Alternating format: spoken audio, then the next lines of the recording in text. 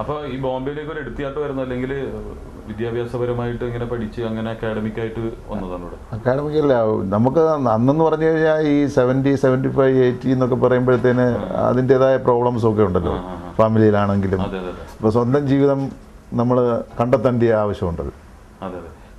സ്ഥലം ഏതാണ്? കോഴഞ്ചേരി തെക്കേമല എന്ന് പറയും.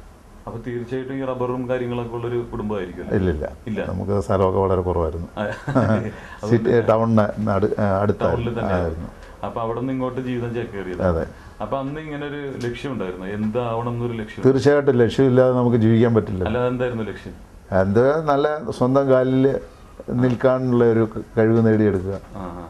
അപ്പൊ അതിനുവേണ്ടി ഒരുപാട് കഷ്ടപ്പാട് സഹിച്ചിട്ടുണ്ട്. തീർച്ചയായിട്ടും. എന്തായിരുന്നു ആ കഷ്ടപ്പാട്? ആദ്യം വരുന്ന കാലഘട്ടത്തിൽ നമുക്ക് ആരും ഒന്നില്ലല്ലോ, ഒരു സഹായത്തിന് ഒന്നുമില്ലല്ലോ. അപ്പം നമ്മൾ പിന്നെ ഒന്നാമത് ഭാഷയുടെ പ്രോബ്ലം, രണ്ടാമത് ജോലി കണ്ടെത്തുക, പിന്നെ സ്വന്തം കാലിൽ നിൽക്കുക, അതിനോടൊപ്പം കുടുംബത്തിനെ സഹായിക്കാനുള്ള സാഹചര്യങ്ങൾ ഉണ്ടാക്കിയെടുക്കുക. അന്ന് കൂടെ താങ്ങായിട്ട് നിന്നതാരായിരുന്നു? കൂടെ താങ്ങായിട്ട് നിന്നെന്ന് പറഞ്ഞാൽ ഫ്രണ്ട്സുകളായിരുന്നു കൂടുതലും. സാധാരണ മലയാളികൾ ഫ്രണ്ട്സ് എന്ന് പറഞ്ഞാൽ ഭാരം വെക്കുന്ന ആൾക്കാരാണ്. എനിക്കങ്ങനെ ഒന്നും ഉണ്ടായിട്ടില്ല. കാരണം നല്ല സ്നേഹിതന്മാരാണ് എനിക്ക് കിട്ടിയിട്ടുള്ള എല്ലാം. നല്ല സപ്പോർട്ടിങ് ആയിരുന്നു ഇന്ന് വരെ ഉണ്ടായിട്ടുള്ള. എനിക്ക് കിട്ടിയിട്ടുള്ള സ്നേഹിതന്മാരെല്ലാം എനിക്ക് നല്ല സപ്പോർട്ടുകളാണ്. തീർച്ചയായിട്ടും ഉണ്ട്. മലയാളികൾ തന്നെയാണോ? ആണ്. അപ്പോൾ ഈ ഫിലിപ്പ് കോശി എന്ന വ്യക്തിയുടെ കീഴിൽ എത്ര പേരുണ്ട് ഇപ്പോൾ? എൻ്റെ പേരിൽ ഇപ്പോൾ 25 തൊഴിലാളികളുണ്ട്. 25 തൊഴിലാളികൾ ശമ്പളം മേടിക്കുന്നുണ്ട് ഈ SP കൺസ്ട്രക്ഷൻ. തീർച്ചയായിട്ടും. അപ്പോൾ അവരൊക്കെ എന്ന് പറഞ്ഞാൽ ഇതുപോലെ എഞ്ചിനീയറിംഗ് ഇതൊക്കെ പാസ്സായി വന്നിരിക്കുന്ന ആൾക്കാരാണ്? അല്ല, നമ്മുടെ സൂപ്പർവൈസേഴ്സ് ഉണ്ട്, പിന്നെ ജോലിക്കാരുണ്ട്. അതിൽ എത്ര മലയാളികളുണ്ട്? മലയാളികളാരും ഇല്ല. അത് എന്തുകൊണ്ടാണ് മലയാളികൾ വെക്കാത്തതെന്താണെന്ന് ചോദിച്ചു കഴിഞ്ഞാൽ അവർ ഇങ്ങനെയുള്ള ഫീൽഡിൽ വളരെ കുറവാണ്. പണിയെടുക്കില്ല എന്ന് പറയുന്നത് ശരിയാണ്?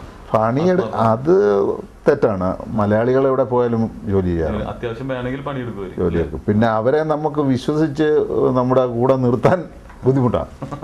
അത് നമ്മൾ വീണ്ടും അതിലേക്കാണ് അപ്പോൾ വന്നിട്ടുള്ളത്. എന്തായാലും കൂടെയുള്ള ഏത് നാട്ടുകാരാ കൂടുതൽ? UP, രാജസ്ഥാൻ. ഇപ്പോൾ ഫിലിപ്പ് കോശി എന്നൊരു വ്യക്തിയുടെ ഇതിൽ, അതായത് മലയാളികളിലും അതുപോലെ തന്നെ മറ്റുള്ളവരും അവരുടെ വർക്കിംഗ് പവറിനെ കുറിച്ച് എന്താ പറയാ? മലയാളികൾ കേരളത്തിലാണെങ്കിൽ ജോലി, അതായത് വൈറ്റ് കോളർ ജോബിനോടാണ് കൂടുതൽ താല്പര്യം. ബോംബെയിൽ എന്ത് ജോലി? കേരളം വിട്ടുകഴിഞ്ഞ് വന്നു കഴിഞ്ഞാൽ അവരെന്ത് ജോലിയും ചെയ്യാൻ തയ്യാറാകുന്നു. അതായത് വളരെ തുച്ഛമായ ശമ്പളത്തിൽ പോലും ജോലി ചെയ്യാനായിട്ട് തയ്യാറാകുന്നു.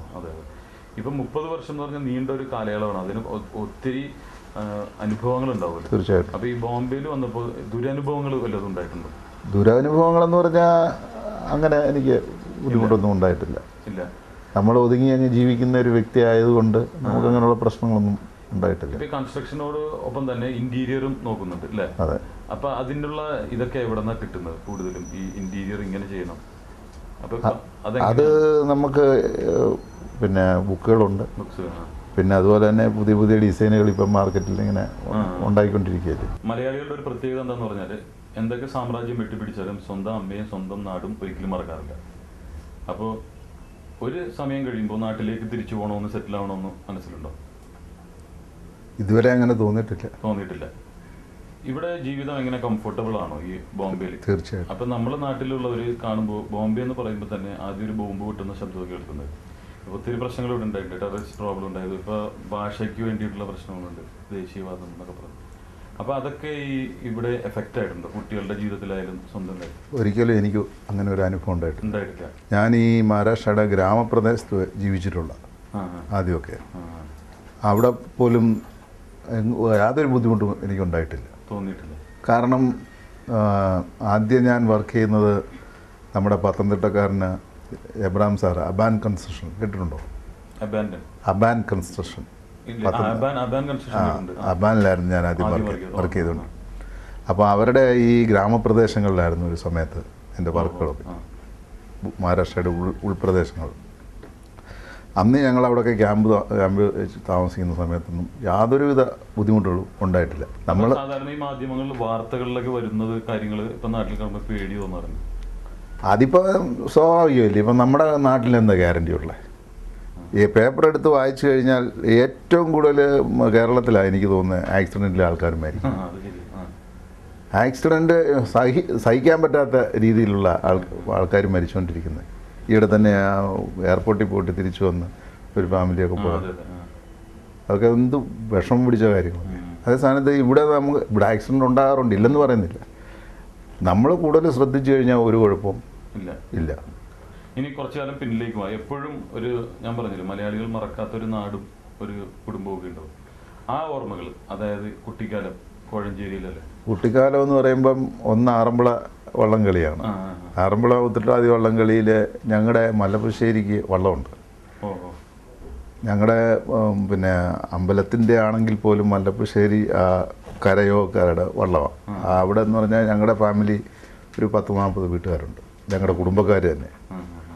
അപ്പോൾ ആ കുടുംബത്തിൻ്റെ ഒരാളെങ്കിലും ആ വള്ളത്തിൽ ഉണ്ടായിരിക്കും. അപ്പോൾ സ്ഥിരമായിട്ട് ഇപ്പോഴെന്ന് പറഞ്ഞാൽ ആൾക്കാരൊക്കെ വളരെ കുറവാണ്, കാരണം ആണുങ്ങളൊക്കെ വളരെ കുറവാണ് നാട്ടിൽ. അപ്പോൾ ആ സമയത്തൊക്കെ ഞങ്ങളൊക്കെ ആ വള്ളംകളിയിലൊക്കെ വളരെ കാര്യമായിട്ട് പങ്കെടുത്തിട്ടുണ്ട്. അതെ, മലപ്പുശ്ശേരി വള്ളം എന്ന് പറയുന്നത് പ്രൈസുകളും ഞങ്ങളുടെ കരയോ വള്ളമാണ്. തീർച്ചയായിട്ടും അതും അതിൻ്റെ ഒരു ഭാഗമാണ്. ഇന്നിപ്പോൾ വെള്ളമില്ല, വള്ളം കൊണ്ടു നടക്കാൻ വെള്ളമേ ഉള്ളൂ. അതെ അതെ അതെ അതെ, അത് ഓരോ ദിവസം കുടിച്ചു തീർക്കുന്ന സർക്കാരിന് കിട്ടുന്ന വരുമാനവും അതെ അത് തന്നെയാണ്. 3 കോടിയാണ് ചാലക്കുടി മാത്രം കച്ചവടം നിർത്തിയത് ഒറ്റ ദിവസം. എന്തായാലും അപ്പോൾ ഈ ഓർമ്മകൾ എന്ന് പറയുമ്പോൾ എപ്പോഴും മലയാളികൾക്ക് ഓർമ്മകൾ എന്ന് പറയുമ്പോൾ ഒരു സിനിമയായിരിക്കാം, കുട്ടിക്കാലത്ത് ഒളിച്ചു പോയി കണ്ട ഒരു സിനിമ, അല്ലെങ്കിൽ ഒരു പാട്ട്, ഇതൊക്കെയായിരിക്കും. ആ പാട്ട് കേൾക്കുമ്പോൾ പെട്ടെന്ന് ആ ഒരു കാലഘട്ടം നമ്മൾ ഓർക്കാറുണ്ട്. അപ്പം സിനിമയാണ് ഒരു മനുഷ്യൻ്റെ ജീവിതത്തിൻ്റെ പല ഘട്ടങ്ങൾ, എല്ലാവർക്കും ആണെന്ന് പറയുന്നത്, പക്ഷെ പലർക്കും അങ്ങനെ തന്നെയാണ്. അപ്പോൾ ഏതെങ്കിലും ഒരു സിനിമയോ അല്ലെങ്കിൽ ഏതൊരു താരത്തിൻ്റെ, ഇപ്പോൾ പഴയ സിനിമകളും പാട്ടുകളൊക്കെ നമ്മൾ ടി വി കാണാറുണ്ട്, അങ്ങനെ എന്തെങ്കിലും പാട്ടുകളോ ഓർമ്മയിലുണ്ടോ? തീർച്ചയായിട്ടും ഉണ്ട്. കമലഹാസൻ്റെ, അന്ന് കമലഹാസൻ ഫാൻസ് ആയിരുന്നു ഞങ്ങളൊക്കെ അവിടെ ഉള്ള സമയത്ത്. മദനോത്സവമൊക്കെ ഹിറ്റായിട്ട് ഓടിയിട്ടുള്ള ശ്രീദേവി, എന്താ കമലഹാസൻ ശ്രീദേവി, പായവേമായം, അതൊക്കെ ഒത്തിരി പ്രാവശ്യം കണ്ടു. പക്ഷേ അന്നും ഇതിൻ്റെ ഒപ്പം തന്നെ ഞങ്ങളൊരു ടീമുണ്ടായിരുന്നു കോളേജിൽ പഠിക്കുന്ന സമയത്തൊക്കെ. എല്ലാ ആഴ്ചയിലും കോട്ടയത്ത് പിക്ചർ മാറും. കോട്ടയത്ത് പിക്ചർ മാറുന്ന സമയത്ത് അമിതാഭ് ബച്ചൻ്റെ പിക്ചറുകളാണ്. അന്ന് അമർ അക്ബർ ആൻ്റണി, കസ്മേവാദെ, തൃശ്ശൂല്, ഇങ്ങനെയൊക്കെയുള്ള പിക്ചർ. 78 കവി ഈ പിക്ചറെല്ലാം ഞാൻ കോട്ടയത്ത് പോയിട്ട് ഞങ്ങൾ കണ്ടിട്ടുള്ള.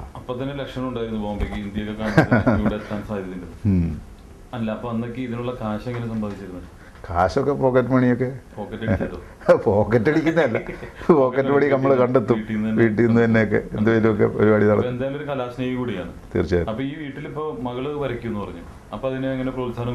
തീർച്ചയായിട്ടും ഉണ്ട്. പഠിപ്പിക്കുന്നുണ്ട്.